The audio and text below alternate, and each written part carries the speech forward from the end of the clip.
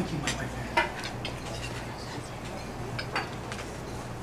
The Emancipation Proclamation must go forth to stop slavery. And you are right. I will speak to him before I talk to the government and see what can be done.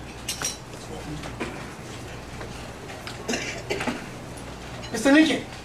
Fredrick. My wife, Anna. Pleasure to meet you.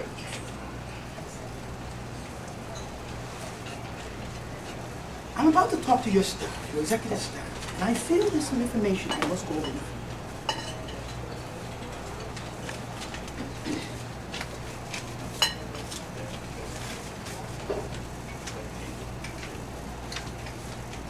I say some things that are very strong, but I must abolish slavery, the emancipation, and I do appreciate all you have done for me, my brother, and all of my struggles.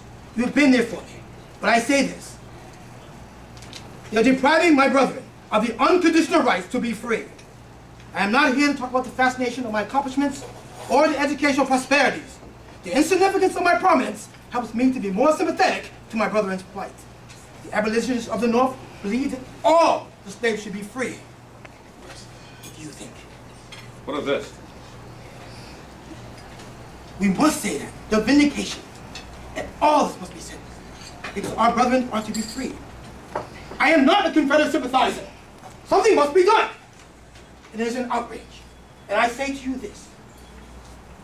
When I was in the Great Britain, many things were brought to my attention. I know you, Mr. President. You are a good man. You have freed many slaves. You're good to me. As God had used Moses to open the Red Sea, so he has used you to put together the Emancipation Proclamation. And for that, sir, I owe you a great deal of gratitude. Right. But I say to you now, sir, that we must talk to the government. And I must say what I feel about my brethren. It must go forth, that it must be abolished. I say to you now that abolitionists of the North feel that we all should be free. And I say to you, Mr. Lincoln, as a brother who has helped us, who's been there for us, I must speak these words. I must. You mustn't contain me, sir. You mustn't hold me back. It is my constitutional right to say these things to you. But what is this? Yes, I say. To the Confederate sympathizers. I am not a sympathizer. General Lee, he wants this to take place. I have no dealing with such things, sir. And I will not bring that point up. It's the lawgivers and the legislators that must be stopped with the Confederate rhetoric. It must be abolished, sir. Fredrick, speak from your heart, Fredrick. Speak from your heart.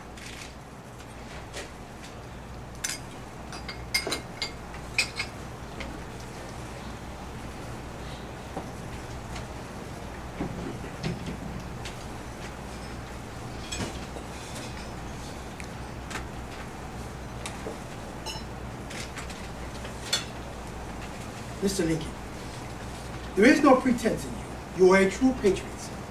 A man of naturalism. I truly enjoy all you have done for my brother. But I say to you, more must be done, sir. The Emancipation Proclamation is starting things off, sir, and I do appreciate that. But I feel that our black brethren should be there, fighting alongside. In the war, the struggle must go on. And two, sir, I say to you, that if we are to be in the war with the Union Army, why is it that they are not paid? If they are in to fight the war, they should be paid.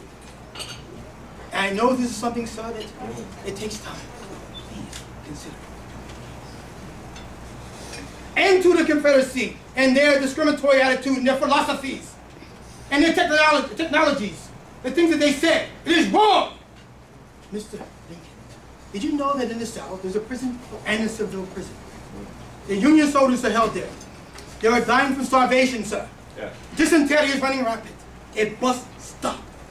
Maybe we can overtake that force. Can we do that, sir? Yes. And to General Lee, I say to you, he is the one who puts forth this rhetoric. It must be abolished, and all the things that take place in that. For I say to you this, how can we say that we put chains around a man's ankle with the other end is fastened to someone's neck? Why is that? Because that is Confederate thinking, and it must be abolished.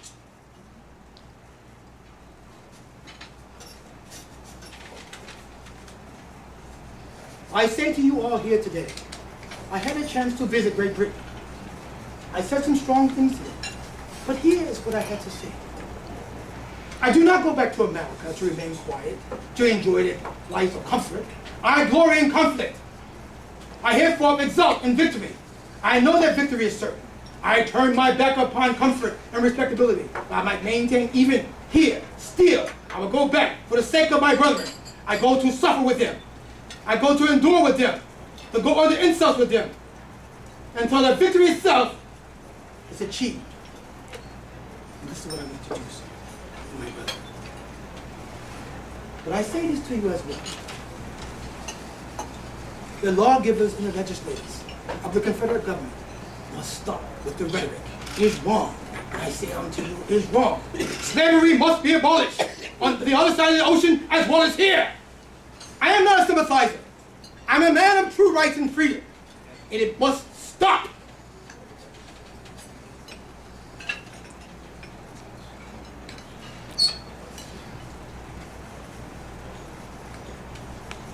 I am Fredrick Augustus Washington Bailey.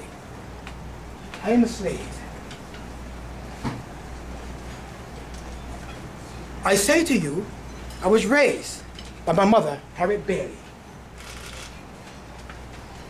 My mother was a slave. Now you may be perplexed. How could such a man talk this way and dress this way as a slave? Hear me now! I do not hide the fact that I am a black man and I am a slave. But I want to make known that my freedom must go forth. And I say this to you. As a young child, I was uneducated. My master was with Lloyd's in Maryland. Miss Sophia asked me to look after her son, which I so humbly did. I was uneducated, unlettered. But I heard her teaching her son in the room. She was saying the A, B, C. Now, how did I learn to speak? I heard her say, For a long time, I said, I could not speak words. I was unlettered, uneducated. And I said, for 3 weeks, until I said, bah. I lived by and bah. And bah became A and B. I learned my ABCs that way. And so, soon, she would read to her son. And I was there with him. And I would listen to all that was said. I was being educated by that way. Soon I learned to read a paragraph. I was proud. But one day, I heard a scream at the front of the house. A slave was attempting to escape. They said, get him, burn him, bring him to the front of the house. Grab Fredrick, bring him outside so he can see what takes place to a runaway slave. The slave breaker brought him over to the front porch. I stood there as a young boy. Take his leg, put it before the side. Chop off his foot. This will be a lesson for the slaves. They must not run away. And I swore to that day, when I seen the blood dripping on the ground, I would read. And that I would learn to teach all my brethren. One day, Miss Anna had me read the book. And she said to me, Fredrick, you must read Mr. Lloyd. And I was excited to do so. So what did I do? I grabbed my book. And I proceeded to read to him one paragraph. And he said to me, stop it now! He slapped the book out of my hand, smacked me to the floor. He said, you are a slave. You do not read. Sophia, come to the room with me now. I heard him talk to her in the room. He said, listen to me now. He is a slave. You mustn't let him read. For if he learns to read, he will run away. He will know their freedom within his grasp. I listened to all that he said. And I lived by those thoughts and those words in my mind. And I listened to all those words. And soon, he said, he must go. We must send him away to another plantation with a slave breaker. And there I went to another plantation. As a young child, I worked day and night. They fed me out of a trough. They feed the animals out. We ate together. We were treated like animals. We walked on clay floors with bare feet, with swords in our feet. I watched my cousin that hung by his thumbs. He was beat and lashed, so blood dripped to the floor. He fell to the ground. And I swore that blood would not go in vain. And that one day, I would speak for my brother. It would come. Soon, I became only 15, age of 15. Master said, we will break him. I worked day and night. I was beat by the slave breaker, but still I read. I would go to the woods and read books. The knowledge was growing within me. Soon I was able to help my other brethren in the woods. We would read the sentences. I would teach groups of 40 at a time to learn how to read. Pastor Tom said to me, Fredrick, you must not read. You must work in the fields with everyone else. But I knew in my heart that there was more to life. I had to finish my job, to learn, to educate our fellow men. As a grown man, the slave broker proceeded to beat me one day. I had welts all over my body. I was bleeding. He was not hitting me no more, slave broker. He was baffled, dumbfounded. How could a man, unlettered, dumbfounded, could do such a thing? He fought me. We fought for hours. He sent me back to the Lloyd plantation. It was the best thing. I learned and continued to learn. Master Lloyd said I can go work on a ship, on the boats, on the docks. But I knew one day I would have to escape. In my mind and in my heart. Now, I thought of Nat Turner. Many of you don't know who Nat Turner is. Let me tell you who he was. He was a slave who believed that all should be free. But he did it the wrong way. He wanted to kill the white man. And you do not do that because you will not win. You must use your words. So what did he do? What did Nat Turner do? They got a group of 60 slaves together and they went throughout the cities slaughtering whites, which was wrong. He must use his words. Nat Turner had people running away. And soon the slave breakers caught up with him. They captured him and all 60 of his men, and they hung them. And they killed them all. And as a result, 100 slaves were killed, innocent slaves, because of dealing with Nat Turner. My master said, Fredrick, you must leave because you are strong-willed in mind. Because soon the slave hunters will look for you because they hear of your words. You are agitated. You cause problems, you see. So he gave me money and had me go away. And I did just that. As I said before, I'm not here to talk about my education. My financial prosperities, I do not. My wisdom is insignificant. But the abolishment of slavery, the rhetoric, must stop. The Confederacy and all that they do, bringing forth slavery, must be abolished. And this I say to you, and I swear by God, it will stop. Mr. Lincoln,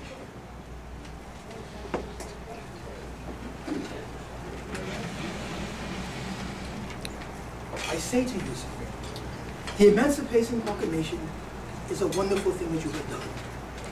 And I truly believe that everyone here knows that we deserve to be free. But I say to you, war must be done. Equal. We must have equal rights. There is slaughtering of black brethren throughout the towns. It must stop. You've been there. We've been so close, and I do appreciate that. But we must do more. And I need your help to do that. Can you help us? Yes, sir. I see. I'm sure you must. Here. My brethren brought me some information from the front lines. He said that General E. Lee wanted to take over Maryland. Now, why would he want to do that? General Lee said that Maryland had lots of arms. It was near Washington, D.C., across the Potomac River. He said we would take them by surprise. So what did he do? He got 50,000 troops together. He said we will take Maryland across the Potomac. We'll go in there and annihilate all the Union soldiers. So he did. And he sang the song, Maryland, Maryland, you're going into the shadows, as he marched into Maryland. And he said, when the people see us, there will be fear. They will join us. But it was the other way. The bluecoats and all the people looked at the Confederate army in disgust. But did he not know that down the valley, there was thousands of bluecoats. The Union soldiers were there. He stopped in his tracks. He said, I'm confused. Were they aware that we are here? Yes, the general of the Union's soldiers, McCulloch, was there with his soldiers. And they forced them back. Back. They did not cross the Potomac. And also, too, in Tennessee, I say to you, when the Confederate troops tried to come through, the Union soldiers forced them back into Georgia. And this must take place. We must be successful to end slavery. It must be abolished. The rhetoric, the sympathizers from the Union Army, or the good army, but the Confederates must stop.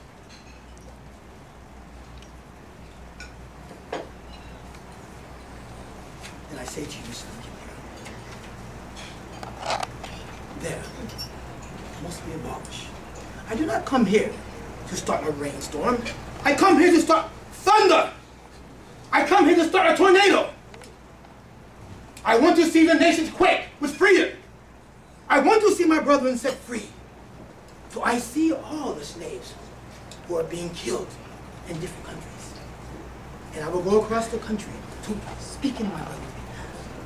This must be, it must be accomplished. I had a chance to go to a church. The good pastor said, all the white brothers and sisters, please come around the altar. And I saw the blacks gathered, clustered around the front door. And he said, here, come take the communion, for God has welcomed you.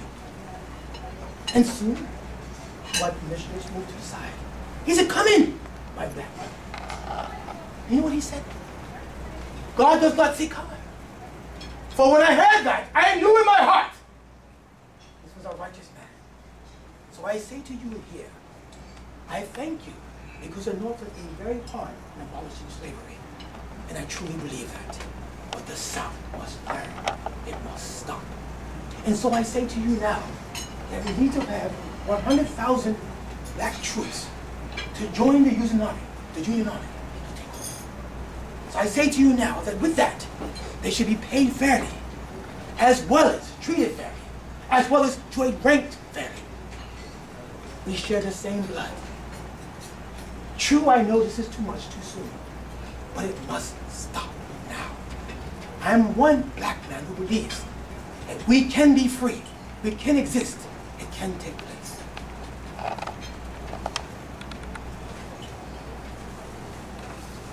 And to here, sir. Yes. And to here. Do you see? Slavery, discriminatory remarks, all these things. It's mind-numbing indeed. The theories of the Confederate Army. The things that they think. The tactics, the things they try. It must stop. It must be abolished. And I say this to you. Word. It must be. And here, sir, in the Americans, you are a true American dedicated to principles and nationalism. And I truly believe within your heart, all of this can be accomplished. In regards to the Emancipation Proclamation, where all slaves should be free, and the Constitution of this state, you have done all, sir. And you truly are a man, noble for worthy of all that you have done. Thank